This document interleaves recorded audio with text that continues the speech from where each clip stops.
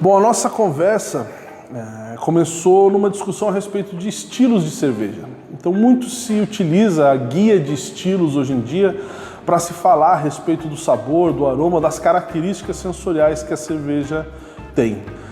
Sem sombra de dúvida, existir essa diagramação, essa convenção, nos ajuda muito a ter um diálogo facilitado. Quando eu falo Brown Ale, a pessoa já tem uma noção do que aquele estilo significa, do aroma, do sabor, dos ingredientes. Apesar disso, eu vejo que muitos cervejeiros acabam tomando aquilo como via de regra, como o que a cerveja é, tendo aquilo como um limite, como os exemplares possíveis de serem feitos de cerveja. E isso não é bem assim.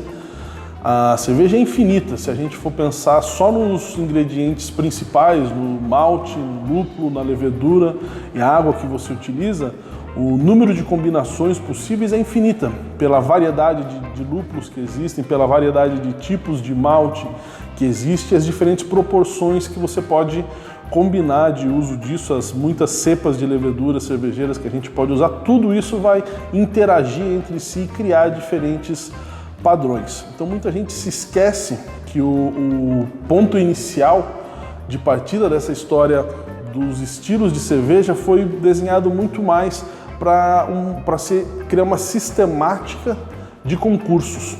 Então não é fácil você querer comparar duas coisas sem ter um parâmetro. Você comparar banana com maçã, você vai acabar sendo injusto com A ou com B. Foi por isso que alguns cidadãos se juntaram com o objetivo de criar muito mais do que estilos. A gente pode usar aqui uma outra palavra para definir isso, são categorias para um concurso.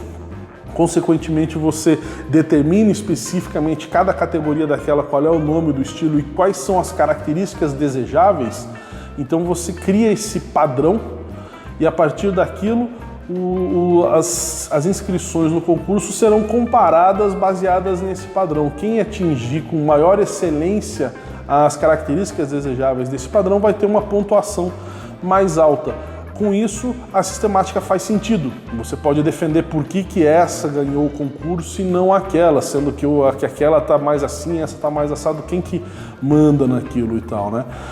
Então essa é uma discussão que continua viva, ela já vem de muitos anos dentro da história da cerveja, mas continua viva, porque essas guias de estilo, elas têm um pouco mais de 3 décadas de existência, enquanto a cerveja caminha com a humanidade há muito mais tempo que isso, né? Há vários milênios que cada região, cada lugar, cada vilarejo produzia a sua bebida de acordo com seus costumes, com os ingredientes que tinha acesso, com a tecnologia que tinha à sua disposição, quando a gente fala historicamente de cerveja. Então esse fenômeno de querer dar nome aos bois e separar cada uma no seu quadradinho é muito recente dentro da história da cerveja.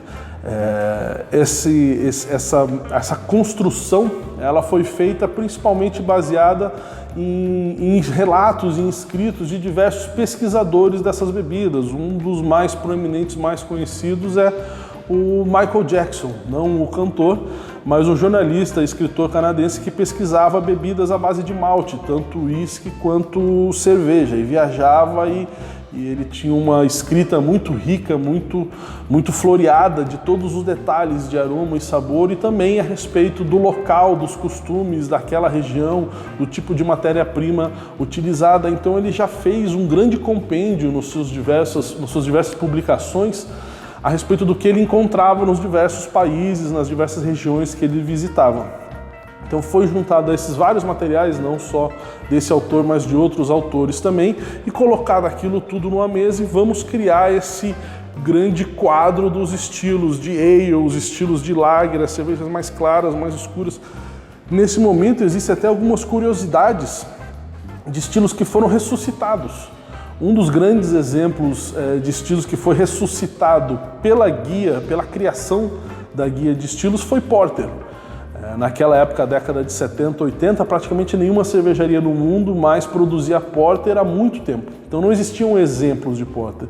E as pessoas fazendo aquela grade de guia de estilos notaram que faltava alguma coisa ali. Depois das Brown Ales tinham as Stouts e podia ter mais alguma coisa aqui no meio, podia ter mais um exemplar, mais variações dentro desse tema de cervejas escuras, assim assado. Começaram a pesquisar relatos históricos antigos de diversos tipos de cerveja que tinham existido e então resolveram ressuscitar essa ideia da Porter. Então muita gente hoje vê uma Porter, está lá na guia de estilos, tem nos concursos, cervejarias produzem e tem a noção de que ela é como uma Pale Ale, que sempre teve aí, que nunca deixou de existir, mas é bem pelo contrário, né? Ela foi ressuscitada por aparecer naquele papel e as pessoas falaram, então vamos escrever concurso, escrever essas cervejas no concurso desse estilo e começaram a reproduzir baseada naquelas características que ali estavam.